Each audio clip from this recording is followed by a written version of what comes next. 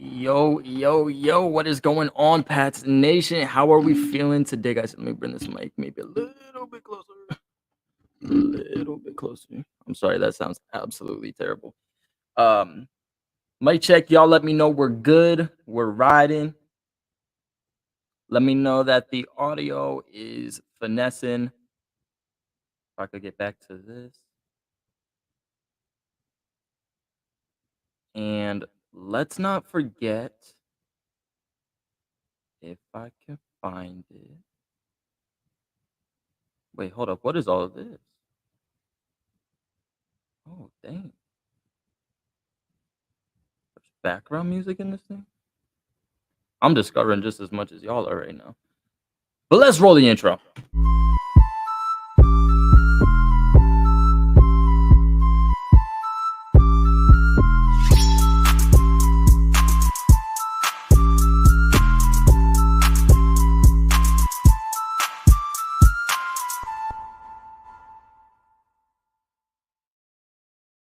Yes, sirree. No better way to start. And of course, we'll add.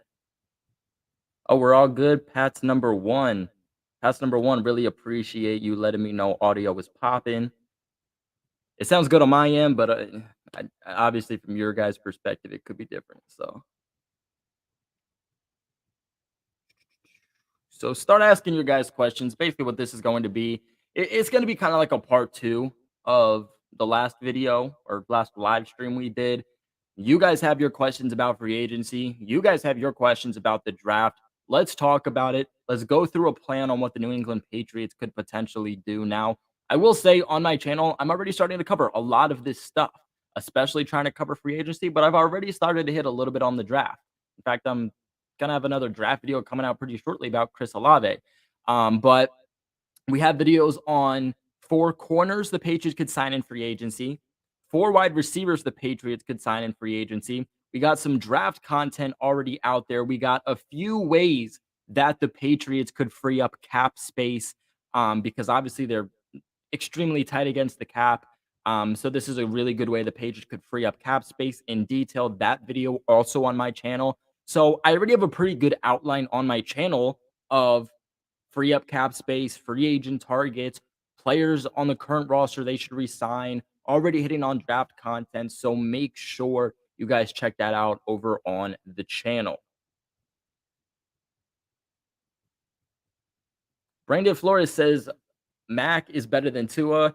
100%. I don't really see how you can argue with that. Hopefully Mac can take a bigger second-year leap. Obviously, the last thing you want is for your franchise and rookie quarterback to head into his sophomore year and kind of take that sophomore slump. The sophomore slump, y'all, let me tell you, the sophomore slump is a real thing. That's something you got to be careful about.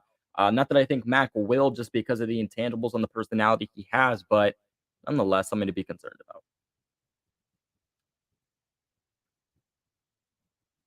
So ask your guys questions and we will get right into them. So looks like Aiden says, sup, will Mac be the new Brady or like Mahomes? Pat's Global is the best dude. So everybody, I really appreciate that. I appreciate you for being here. Appreciate your comment. So is Mac going to be the new Brady? No, nobody's ever going to be the new Tom Brady. There's never going to be another Tom Brady. Now, if you're asking, is Mac Jones going to take over that new role of Tom Brady? Can he kind of step into those shoes? Yes. Yes, I think he can step into those shoes, but you got to be very light on what I mean by he can step into those shoes. He's not going to come in and be anything close to the type of quarterback Tom Brady was. He's not going to have the success Brady was. He's not going to finish his career and, be a top 2 quarterback in NFL history. It's just not going to happen. But he could still be a very good quarterback. And there's honestly no other quarterback that's currently in the NFL or even in this upcoming draft at the quarterback position that I think better suits this New England Patriots offense. As for, is this going to be a Patrick Mahomes-like offense with Mac Jones? No, not at all. Not even for a second. And this is something we talked about, me, Patriots Football Breakdown, and all the guys over on the Discord chat.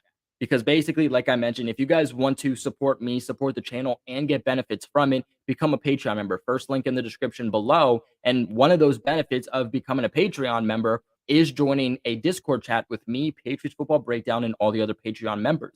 And we kind of touched upon that topic just the other day about, how Mac Jones and this Patriots offense, don't expect it to be the Los Angeles Rams. Don't expect it to be the Kansas City Chiefs. That's not this offense. What you're asking this team to do to become those type of offenses is to completely change this offensive scheme. Absolutely do a complete overhaul of the identity of the Patriots offense. And that's not going to happen. Bill Belichick has run this Patriots offense since he's gotten here. For over 20 years, it's been this specific scheme.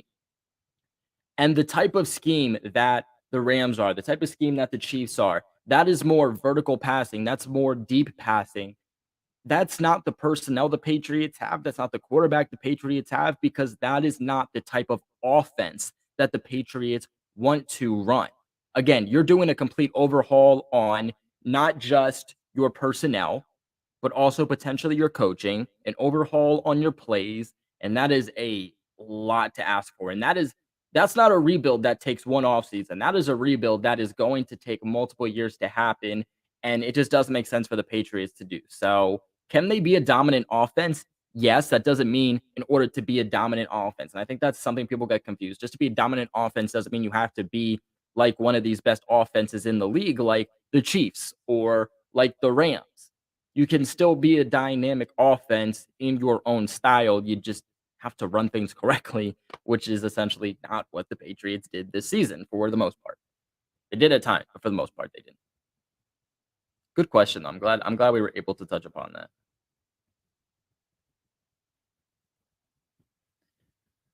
Ooh, another good question here. Can Miles Bryant be a legit starting cornerback?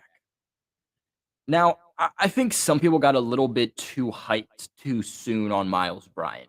I think Miles Bryant can be very good. I was surprised when the team released him this offseason when they had to get down to the 53-man roster cutdowns. I thought that he was a guy they would want to keep. When they released him, I knew they wanted to bring him back, but I was surprised another team didn't hop on him. I think that he can be a good cornerback in the NFL, but to what standards would be my question.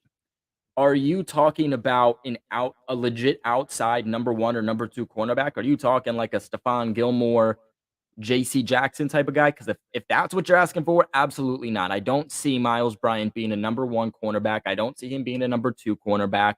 Um, Especially with that size. I believe he's like 5'9". He's either 5'9" or 5'10", but I believe he's 5'9". Super small. Super small. And he doesn't play the ball aggressive enough or athletic enough to be an outside cornerback. With Miles Bryant, you either want him in the slot in that Jonathan Jones role, which look at me. Miles Bryant is nowhere near the caliber, at least right now, that Jonathan Jones is. Nor does Miles Bryant bring the speed Jonathan Jones is. So you want Jonathan Jones any day over Miles Bryant. But maybe Miles Bryant can develop over time to be that replacement to Jonathan Jones. But I think if you're going to play Miles Bryant, you want to play him in the slot. But, even against the Bills, one in the playoffs and two, their second matchup. So in New England, when Buffalo just absolutely demolished us, a big reason that Miles Bryant kept getting destroyed was because he couldn't really keep up with the speed. That was the problem. If Jonathan Jones was, not injured, but was actually playing in the legitimate role that he was supposed to, that Miles Bryant took over for him, that problem doesn't occur. So either Miles Bryant needs to, one, get faster, but two, his techniques need to get much, much better, or the Patriots can do with Miles Bryant what they were originally doing with him early on in his career. Early on with his career in New England wasn't really using him as a cornerback. Let's keep in mind, New England already had Stephon Gilmore. They had JC Jackson. Jonathan Jones wasn't injured, so of course they're going to put him as the third cornerback. They're going to play him in the nickel. with that being said, Miles Bryant was moved to more of a safety role, and that is where he was actually playing a lot better. Now, again, his size questionable, but because of him playing safety, he's playing a little bit more zone, but he's also playing in front of him. When you're playing cornerback, when you're playing in the slot, a lot of times you're not just playing what's in front of you, but you're also having to keep in track what's behind you. And it's not to say Miles Bryant can't do that, but with the speed concerns, with the size concerns, you want to help put him in the best position possible. And maybe safety, at least for right now, would be the best place to help Miles Bryant succeed. And luckily enough for the Patriots, they could use help in a multitude of different ways at safety, whether that's strong safety, whether that's free safety next to, Devin McCourty, if Devin McCourty even gets re-signed. So, maybe now we're talking a little bit more about making him a safety, but I think over time, depending on how he can develop, maybe he can take over in that slot role for Jonathan Jones, but he's never going to be a, starting legit outside cornerback. Uh,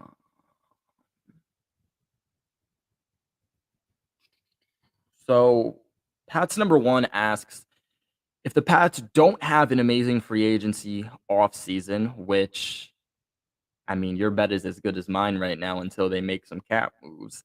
Um, like last year, and we draft John Metchie. What do you think he'll bring to the offense? So, if you guys want to know my ultimate thoughts, kind of a little bit of his draft profile, y'all can check out the video I made on John Metchie to the Patriots. But to kind of touch upon it a little bit here, I think what John Metchie is going to bring immediately is a reliable target. He's going to bring that connection right away.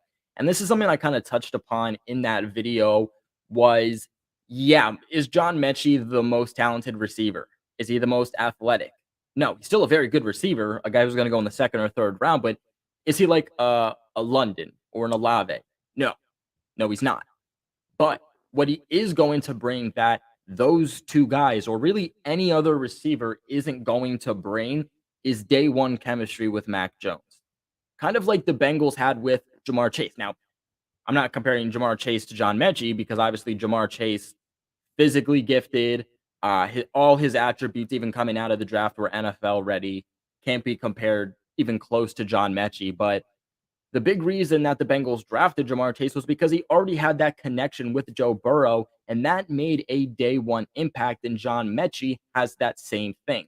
Somewhere the Patriots need to capitalize on more is in the red zone. Now, you can easily say that's utilizing guys more like Jonnu Smith and Hunter Henry, and that's definitely something the Patriots have to do, whether John Metchie's here or not. But John Metchie, uh, in his final year now, or well, Mac Jones' final year in Alabama, John Metchie was his go-to guy in the red zone, and they put up really, really good numbers together. So what I think he's going to bring, not just that chemistry and somebody who you can rely on, but he's going to help bring someone who can play on the outside, more specifically, someone who can play in the slot, a short-handed receiver, someone Matt can go to in a time of need, but he's also really going to bring that red zone threat too, which, again, I really think the Patriots could utilize. Give me 1 second, guys, as I just have to update something real quick for this live stream, if it lets me.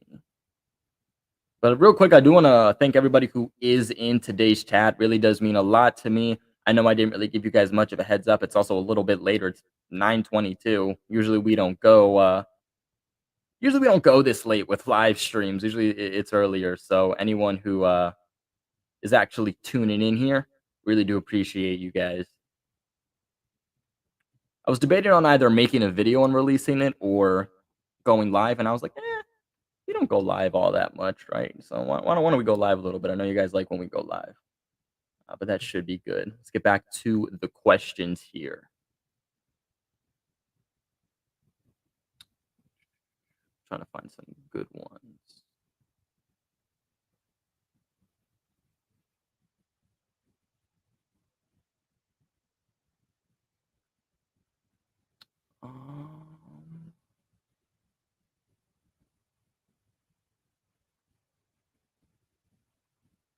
Brandon Flores, I know exactly what you're talking about. I saw that same meme earlier. When do I think the Patriots are going to name an offensive coordinator, if at all, and who would I like to see in that role? So I'm going to go backwards to forwards with that comment. Who would I like to see? I would like to see Bill O'Brien. I think Bill O'Brien would be the best candidate, I think, out of anybody that I could possibly think of, at least off the top of my head. I'd rather have Bill O'Brien over Adam Gase. I'd rather have Bill O'Brien over any guy in house. I'd rather have Bill O'Brien over Joe Judge or Matt Patricia. But at the end of the day, it doesn't look like that's going to happen, at least for this season. That comes down to that Bill Belichick and Nick Saban connection. Those guys are like this. Those guys are like brothers. Neither guy wants to kind of pick apart each team's coaching staff, for lack of better words. You know what I'm saying? I mean, Josh McDaniels already did that to Bill Belichick this offseason, and Bill Belichick was absolutely pissed at Josh McDaniels. Belichick didn't think Josh was going to do that to him because he thought they had a better relationship, thought there was more respect between the two of them. Belichick was not happy when he did that. And Belichick doesn't want to ruin that relationship with Nick Saban, nor does Nick Saban want to ruin that relationship with Bill Belichick. So I don't see Belichick poaching and trying to lure Bill O'Brien out of that offensive coordinator spot for Alabama. But his contract is up, I think, after next year. So it would be Bill O'Brien's decision on where he would want to go. But I think that's kind of why O'Brien hasn't been signed or isn't here in New England currently. Um, who do I think the Patriots offensive coordinator will be? There's going to be no official offensive coordinator. I don't like that. Okay. Don't get me wrong. Just because this is my prediction doesn't mean I like it. This is just from a pure um, outside standpoint, what I'm hearing from the media, what it looks like Bill Belichick is going to do. Because let's keep in mind, Matt Patricia left this team to go coach the Detroit Lions. And since then, we haven't had a defensive coordinator. Now, we were supposed to have a defensive coordinator that offseason in Greg Schiano. He ended up leaving. The Patriots don't have a defensive coordinator. Supposedly, it was Brian Flores, but then, he never had that official role, and then Brian Flores left. Now, supposedly, it's two different guys with those play calls, and Steve Belichick and Gerard Mayo, which I don't think is a smart call. I think you need one guy, not multiple guys. I think the Patriots need to make that final decision, and if Belichick needs to poach in a little bit with the defensive coordinator, then okay, but make that final call and don't have multiple guys doing it. But I think right now, at least for this season, that's what Belichick's going to do for the offense. Same thing he's doing with the defense. You're going to have Matt Patricia and Joe Judge as your offensive coordinators for the upcoming 2022 season. We already know that Matt Patricia is going to be coaching the offensive line, and then the running backs, if Ivan Fears does retire, which it sounds like he is, and then Joe Judge is going to be teaching quarterbacks. Quarterbacks, and I think another position. But I know it's definitely at least quarterbacks he's going to be teaching, which means Joe Judge is going to be the guy that's helping to develop Mac Jones. And I don't like that. No hate on Joe Judge. He's a good coach. He's a good special teams coach. He could be a good positional coach, but I just don't see him as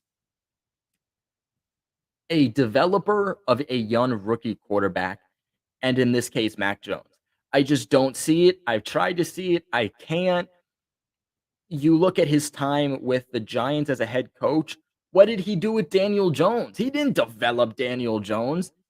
Now, yes, it isn't going to be his job to put personnel around Mac Jones, but it will be his job to continue to develop Mac Jones and leave off where Josh McDaniels did. And I am not confident after seeing what he's done in his time with the Giants in Daniel Jones. I just saw no progression from the time that Daniel Jones was drafted up until the point where Joe Judge took over, up until the point where Joe Judge was fired. I did not see any positive development within that time, which does concern me. Now, I do know Belichick is going to have, some control. He's going to have some say over that, but you need a guy who can confidently be with Mac Jones at all time, developing him as an all times quarterback coach.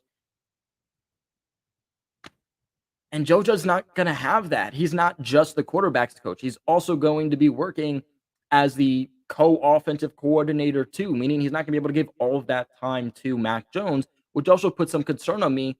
Okay, Mac Jones is going to have questions.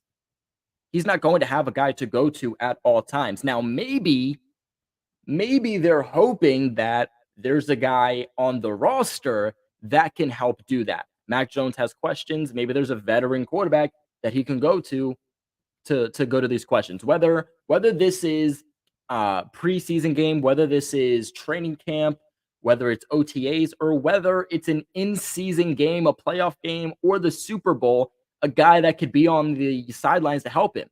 And instead of that being a coach, maybe it's a player in Brian Hoyer. Now, of course, the Patriots will have to re-sign Brian Hoyer to get that, but maybe that's Belichick's thought process here. Yes, Joe Judge is going to be the guy that is your quarterback's coach, is going to be the guy that's developing Mac Jones and is going to be the partial offensive coordinator. But maybe the real guy that's going to be helping Mac Jones along the way isn't an actual coach and is a player in Brian Hoyer. Just a thought.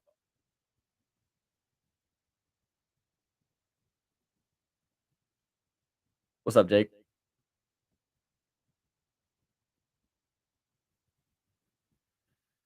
Uh,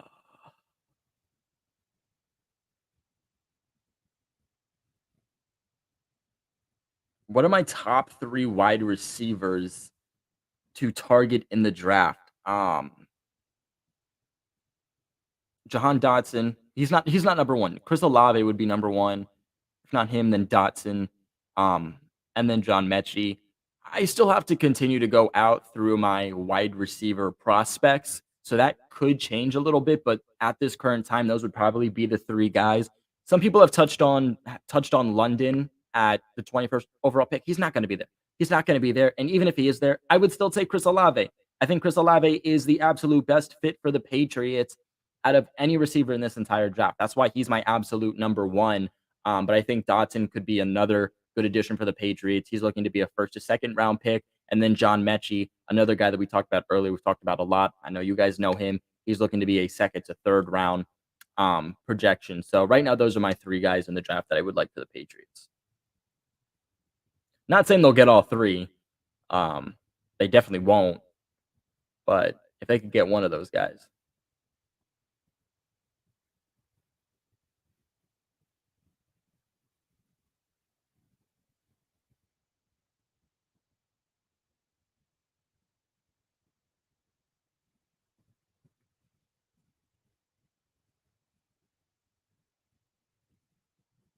Love your show, Peter. I really appreciate that. I lived through all the years. You're too young, but please address Matt. Millions of dollars Judon quitting on us fans. I mean, hey, maybe I'm young. Maybe I'm young. I'm only 20, but I still know the Patriots. I still know the Patriots. And was I around for maybe all of the great times? Maybe not. But I think I have a pretty good outlook as a young guy, pretty good outlook on where the team can go as we progress throughout the years, which I think is most important. It's always fun to look back on the years, but it's more important to continue to look forward and how this team can continue to succeed. Um, but address Matt millions of dollar Judon quitting on us fans. I don't. Did something happen that I don't know about? Because I honestly haven't heard anything about Matt Judon. I mean, if you're talking about his play, kind of like the first half of the season versus like the last quarter of the season, that's something we could touch on if that's what you mean. But I don't know if he said something that got Patriots fans upset. So if I'm missing something, definitely let me know. Tyree, what's going on? Does Jonnu get moved before next season? Maybe wait until the deadline and see if he can be more impactful. So I don't see it happening. I don't. Um Honestly, this would be probably the biggest surprise of the season. Like this would absolutely shock me. I mean, it's the NFL, anything's possible, but this would absolutely shock me if Jonnu actually gets moved. I mean, you signed him to a bigger contract than you signed Hunter Henry, who worked out miraculously so far for the Patriots, which I could have told you. But you signed um Jonnu to this big, large contract, 4-year contract, you obviously have to have some idea of what you wanted to do with him. It didn't work out year 1. Josh McDaniels touched on it, even said himself that, when you're kinda going into free agency and you're signing these guys to big contracts, you're not necessarily asking them for it to work out year 1. Would you love for it to work out year 1? Of course, but you're not expecting it to work out year 1. You're signing them to a multi-year contract to kinda have them develop over time and have it work, and maybe that's what they're looking for with Jonnu, especially the type of guy Jonnu isn't, your classic tight end. You plug in at the tight end position and you ask him to go run routes and catch the ball in traffic. That's not the type of guy he is. You got to get him into space. He's a gadget. He's a tool. He's a weapon. That's how you have to use him. And I don't think the Patriots really did that. And maybe that's kind of the route they're looking at with him is that throughout the course of that contract he's just going to get better and better. But I can actually pull up his contract numbers for you guys.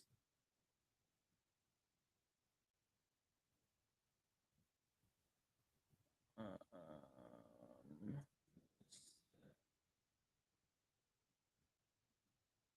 Right.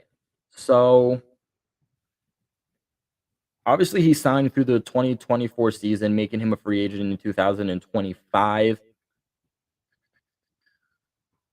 So the Patriots would take on $26 million in dead cap. $26 million if they cut him. They would save about $12.8 million. With that being said, it's you don't cut him. It's just absolutely not worth it. Um,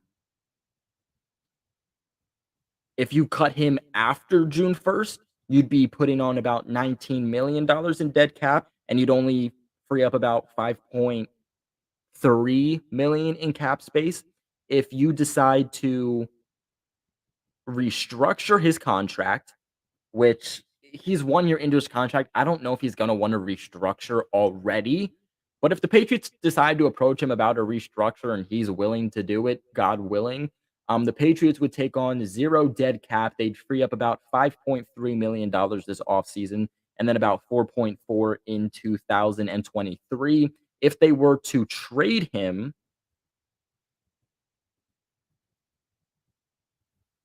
if the Patriots were to trade him before June 1st, they'd take on an $11.2 million cap hit, um, or dead money, and then would only free up about $2.4 million.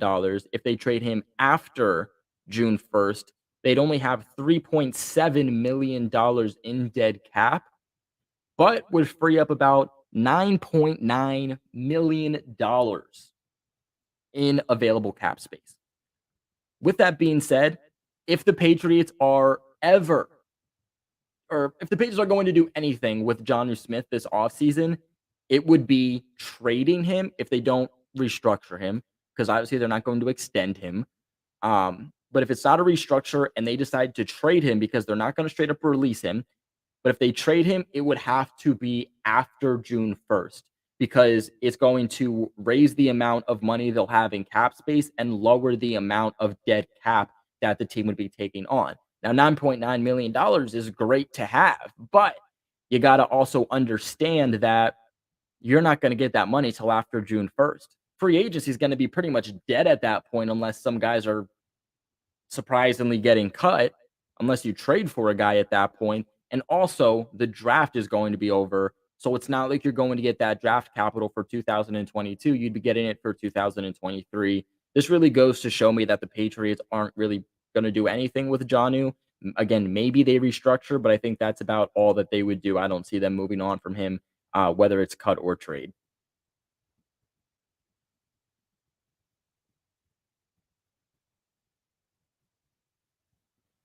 Should the Patriots cut Nelson Agholor to free up cap space? Let's free up, or not free up, let's look at his contract here also, just so I have the correct numbers to give you guys to put it into perspective.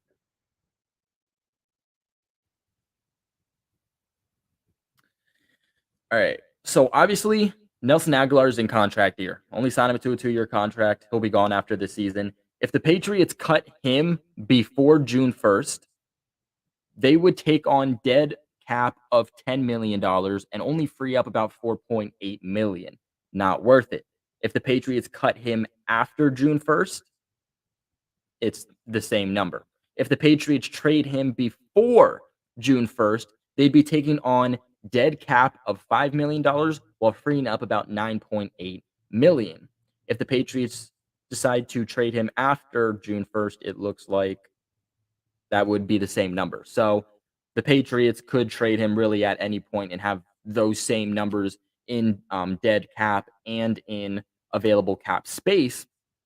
But what you have to understand is what team's really going to want to trade for Nelson Agholor? He's on a 1-year contract and he has a cap number of $14.8 million. Now, maybe if he came off a season like he did with the Raiders in 2020, then maybe a team is willing to trade. But I just can't see a team willing to trade for Nelson Agholor, who only has 1 year left on his contract and is making $14.8 million. I just don't see where that's going to happen. But with that being said, too, this also leaves the Patriots in a bit of a bad position. Did Nelson Agholor necessarily work out for the Patriots in production year one? No. He had some flashes, but he dealt with injuries at times, and he just wasn't as productive as I think a lot of us were hoping, especially after that 2020 campaign with the Raiders. But what you have to understand is that Nelson Agholor made a bigger impact than what the stat sheet shows. He took a lot of coverage over the top. He took that safety help over the top with him because you have to compensate for Nelson Agholor. Yeah, Nelson Agholor isn't a Devontae Adams or, a DK Metcalf. It's not like he was putting up over 1,000 yards or even 1,000 yards for that factor, but he brings speed.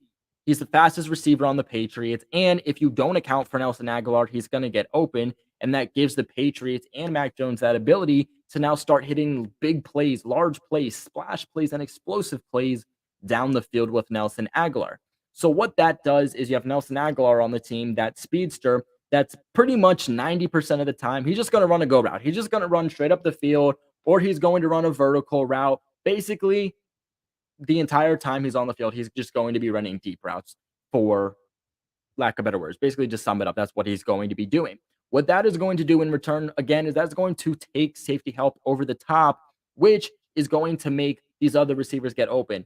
Jacoby Myers, Kendrick Bourne, these guys that are working within the short to intermediate route, that is going to help these guys get much more open because you don't have every defender, every defensive back playing close to the line of scrimmage. Because when we didn't have Nelson Agholor, say when Nelson Agholor was injured or dealing with an illness, basically wasn't in the game, there was nobody that opposing defenses had to compensate for on this Patriots roster because nobody's fast enough to get deep quick enough. All the defense or opposing defenses had to do was stack the box. Don't put anyone deep, just stack the box, and that is going to pretty much absolutely shut down the Patriots short to intermediate route receiving game. Then when you have Nelson Agholor in here, those safeties that you're now playing close to the line of scrimmage, and now you see your defense really bunched up in that short to intermediate route where the Patriots offense operates. Now you see these guys starting to play more back because they have to compensate for the deep threat that Nelson Agholor is going to be, which helps out a little bit in opening up that short to intermediate route here for the Patriots, where again, they really like to operate. And that really has been the sole purpose for Nelson Agholor, who is getting double teamed, who is receiving that safety help over the top.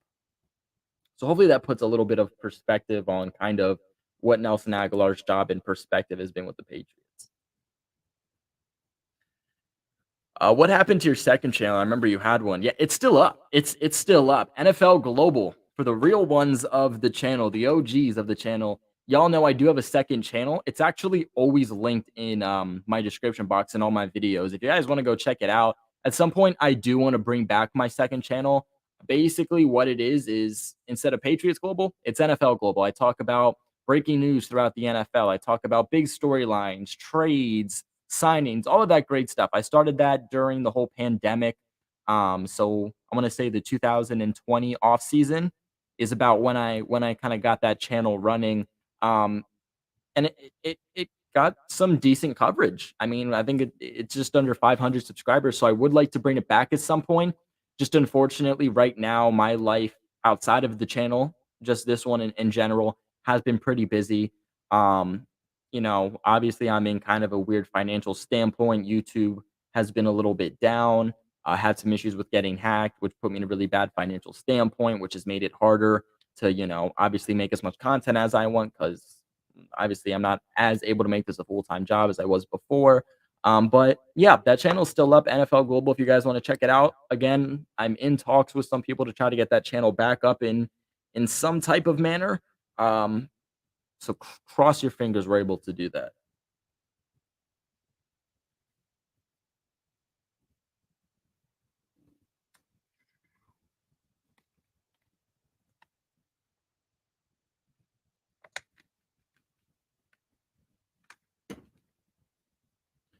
Um, so S27 asks, will we focus more on the offense or the defense or okay, I mean, I kind of messed that question up a little bit. He said, "Will we focus on the offense more in free agency?" Um, Honestly, I think in free agency, I expect the Patriots to kind of go more defense. Belichick's just a defensive-minded coach.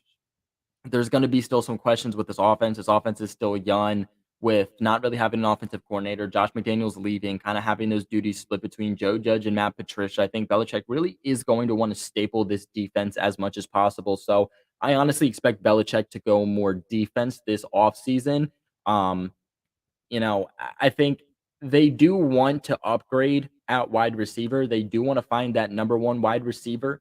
But if we're talking about the amount of acquisitions on both sides of the ball, I think the more number of acquisitions between free agency and the draft is going to be on defense versus offense.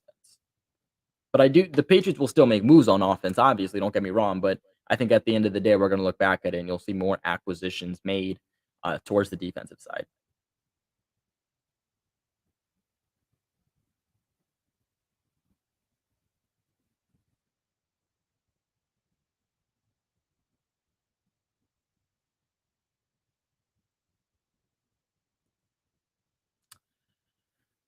Do you think that N'Keal Harry could be an awesome player on a different team, or is he a first? He's a first round bust. He's a first round bust. He shouldn't have been he should not have been selected in the first round.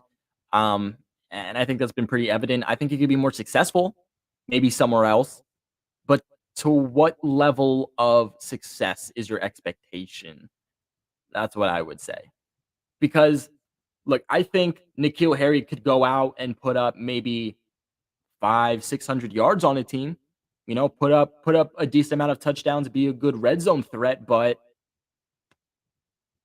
I don't see him being a wide receiver one for anyone. I don't even really see him being a wide receiver two for a team. Maybe he can, maybe, but he's not going to be a wide receiver one for a team. He's not going to go off and break for 1,000 yards. He's a bust.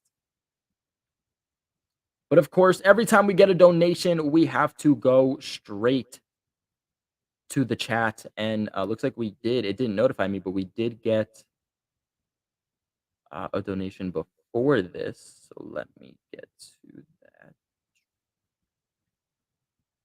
I'm gonna try to pronounce it.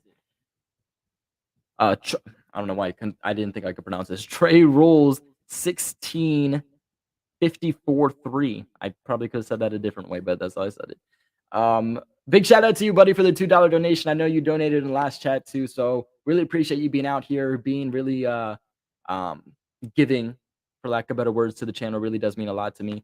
You said, when are you going to post a mock draft video? Um,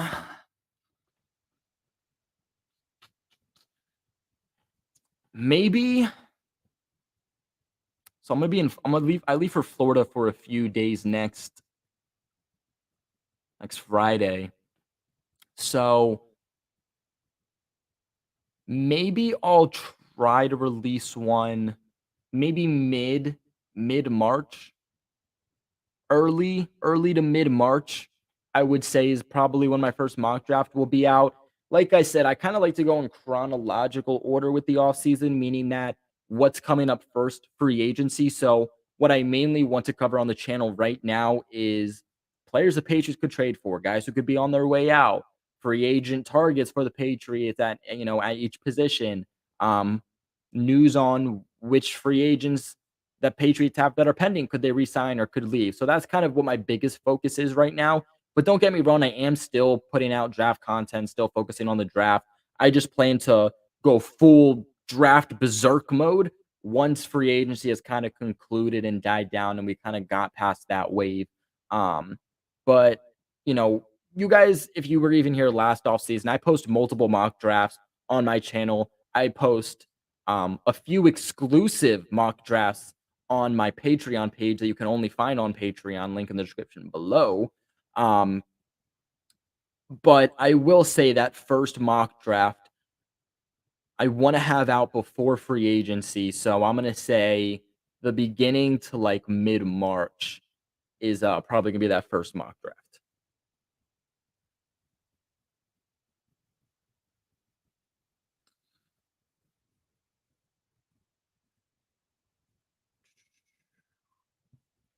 Mick Goat also with another donation, another donator of the channel from the past is coming back out to be a dominant force and supporter of the channel. So Mick Goat with a $5 donation. My boy showing out tonight. Love to see it. You said, is James White contract up? And if it is, should we resign him to a 1-year deal again? I was waiting for the time that we were going to start talking about James White, and the time has officially come with Mick Goat. So, James White contract is up. Last offseason, we only signed him to a 1-year contract, and that contract was pretty low. He had a much smaller, market in free agency last offseason than I was expecting, and honestly, I don't expect it to be much risen this offseason. You know, maybe you could say, "Oh, he was gonna go with Brady," but Brady's retired. Honestly, the only place that I could see really making a run at him other than the Patriots would be the Raiders. I could see Josh McDaniels wanting to have James White on his roster. I really could see that. And if he gives a bigger contract to James White, I could see James White leaving to go to the Raiders. I don't think James White is going to be a priority for New England. He's coming off that big season ending injury. He was doing good with Mac Jones prior to that injury, but in 2020, he definitely had a down year compared to what we've seen with Brady over the last several years. I think you need to find the replacement for James White. We talked about that replacement in last year's draft, but the Patriots didn't go that route. They ended up re signing James White. I think at this point, even if you sign James White to another 1-year contract, like you need to get that next receiving threat in the building. You need to start developing him, and you need to get him familiar and start kind of building that chemistry with Mac Jones. I think that's a big piece that Mac Jones needs. We're talking about wide receivers and tight ends, but the Patriots offense really does heavily rely on a really good receiving back option for the quarterback. And again, James White was showing to be kind of that old James White with Mac Jones that he was when he was with Tom Brady. So I could definitely see where the Patriots would have interest in bringing back James White. I'm interested in bringing him back for another year and seeing how he does. But either way, you got to kind of find that youth option and that guy that's going to be your option past James White. Shout out to you again, though. Make go for the donation.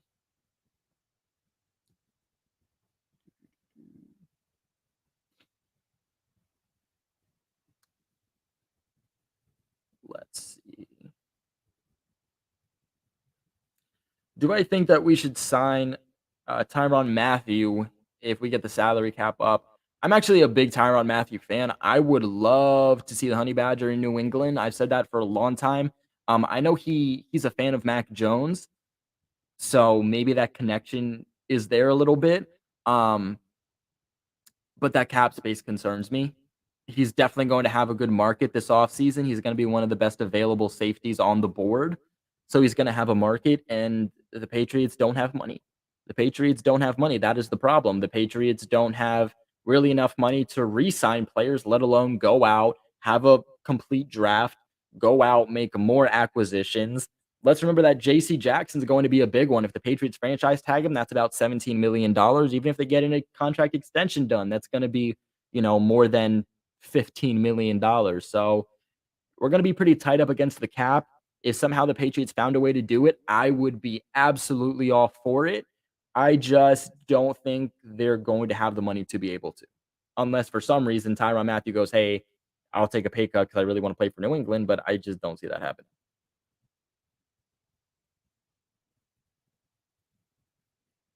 King Cato 21 back at it. He's here with a donation. Big shout out to you, King Cato. You said Calvin Turner Jr. would be a good draft replacement. Who's the free agency option? So I made a video on some guys that I would really like. Um, Actually, hold up. Let me look up Calvin Turner's projection here.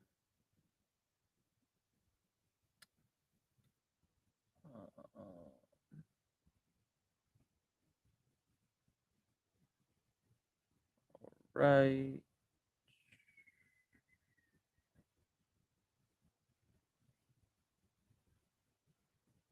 Let me see.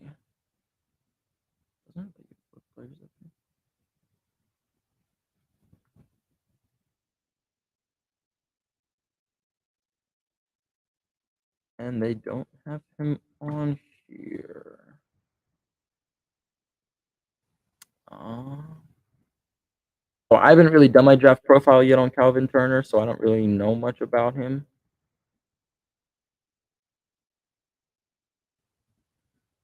He's small. He's small. I will say that. 5'11", so just under 6 foot.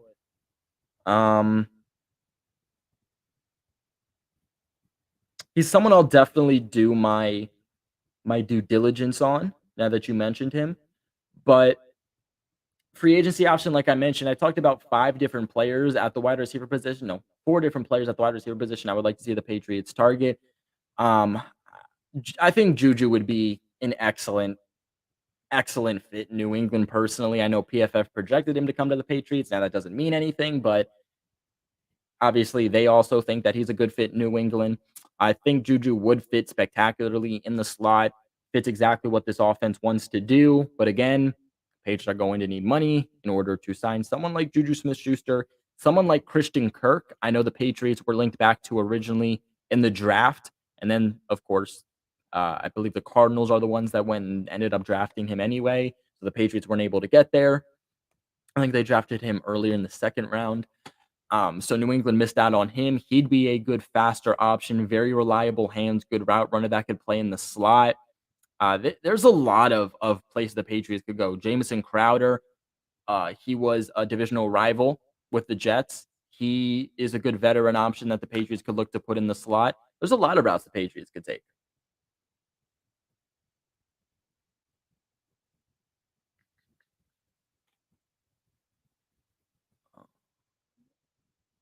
All right, he's a UDFA. Yeah, that's probably why that the mock draft simulator doesn't really have much on him.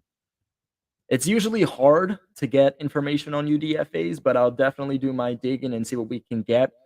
I think this could be a big year for UDFAs. I really do. You know, if the Patriots don't have a lot of money, they might be in a position where they're not making all of these roster moves. And with a lot of guys looking like they're going to be heading out, maybe New England, unlike last year, can really kind of stock up on these UDFAs and get some steals. I mean, UDFAs is where Belichick does his magic. You know what I'm saying? I mean, whether we're talking about Malcolm Butler, Adam Butler, Jacoby Myers, like we can go on and on talking about. I mean, David Andrews, all these UDFAs, Belichick has turned into starting pieces. Um, maybe it's that type of year.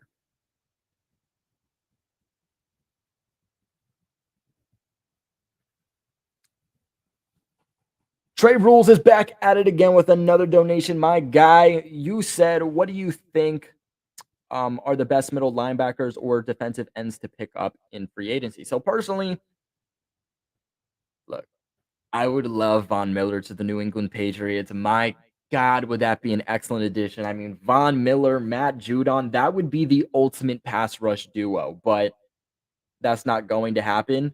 Um, I think he's going to be expensive, but I also think that the Rams are going to want to re-sign him.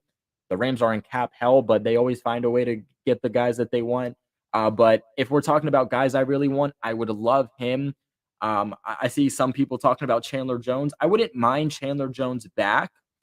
My only problem with Chandler Jones is that one, he's going to be expensive, but two, he's more of like a stand up kind of guy. You know what I'm saying? Like we already kind of have those Joshua Chase. We already have those Matt Judons. Would he be okay with kind of switching it up and playing more left end rather than playing right end? That would be my kind of question. If he is and he wants to take a hometown discount to come back to New England, don't get me wrong, I am absolutely all for it. Um, as for middle linebackers, I'm not huge on the middle linebacker class in this year's free agency class. I think you have to bring back Jawan Bentley. I think that's the absolute most important. And I actually think even bringing back Jamie Collins is really important. Personally, I'm letting Dante Hightower walk, but Dante Hightower, Jawan Bentley, and Jamie Collins, all free agents.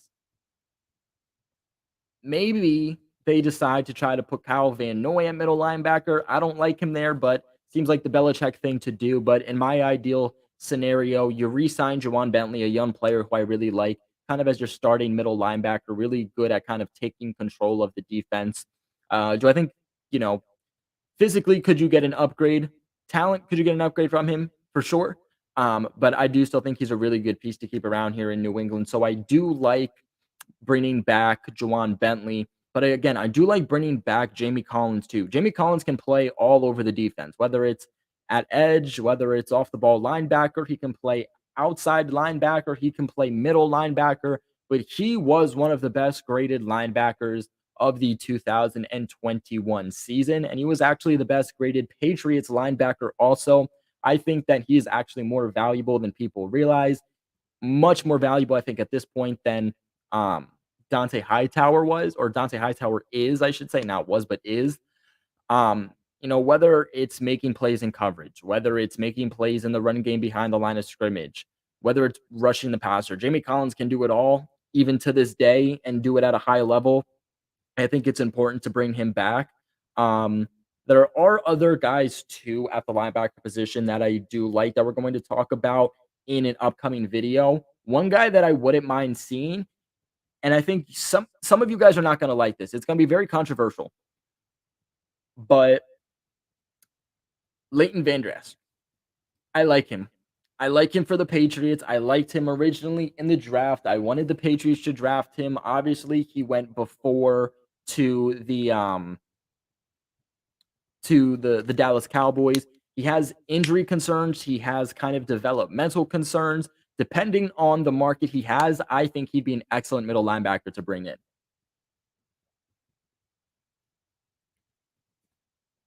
But just like Dante Hightower, Vander Esch is not the type of guy that you want in playing in coverage.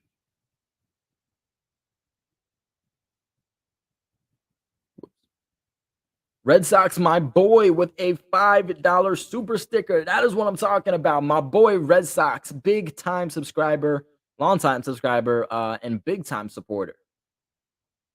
King Cato back at it with another donation. Let's go. He says Turner is a receiving back. Okay. And a return specialist. But who is the free agent replacement for James White? Or is there one is what I was asking. Honestly, I don't really like anyone as a true receiving back in free agency. If you're gonna look to free agency to replace James White, just resign James White at that point. Um, if you're going to find the replacement though for James White, you find it in the draft. So basically, that's what I'm saying is if you're looking to replace White, look at it in the draft. That's the best way to do it. You can get guys late in the round. You could probably even get guys as UDFAs to bring in at that position. Maybe they look more so to JJ Taylor. Maybe he's already in house. Maybe they like JJ Taylor at that place too. But there's not really a free agent option that I like to take over for James White. Again, if you're looking towards free agency to find that replacement, at that point, just bring back James White.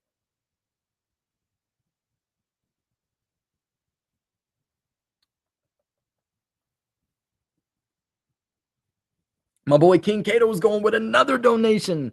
That is what I'm talking about. My boy's going completely off tonight. You said, would you bring back Danny Shelton to play next to Barmore? I like Danny Shelton. I like Danny Shelton a lot. Um, but honestly, like I'm kind of past it. You know what I'm saying? Like I think the Patriots have an underrated defensive tackle core. I really like one Christian Barmore, obviously. With that being said, he's our best defensive tackle. But Devon Godchaux played really well. Is completely underrated in the 2021 season. I mean, we're talking about cutting him or releasing him as a cap casualty. He played excellent football for this team. Now, in the beginning of the season, did he? No. It took him some time to get acclimated, to get used to this team. But once he did, he was making huge impacts in stopping the run. Devon Godchaux, to me and statistically, had a much better season than Lawrence Sky. I think if you're going to talk about letting go of any defensive tackle, honestly, it'd probably be moving on from somebody like Lawrence Sky, who the Patriots signed to a pretty big contract this past offseason also. So I like the guys we already have. I just don't know if bringing in Danny Shelton is really an impact over any of those guys. Like, I don't see plugging in Danny Shelton and then all of a sudden he becomes your number 2 best defensive tackle.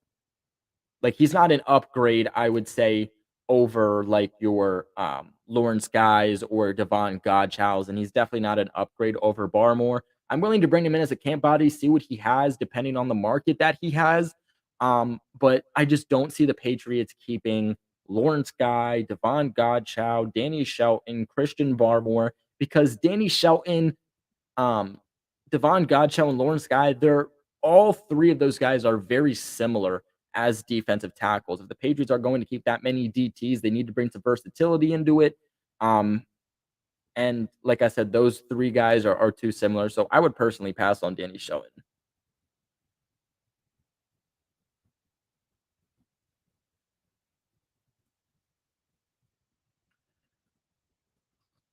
But guys, I want to thank everybody for joining today's video.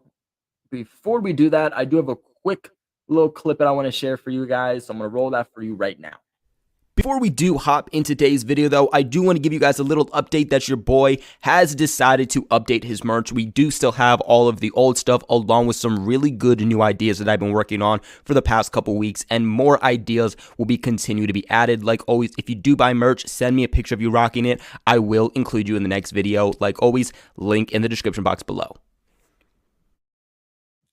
Make sure you guys get your merch like always. For those of you who do get your merch, make sure to send me a video picture of you rocking it, and I will include you in my next video. You get a in-video shout out.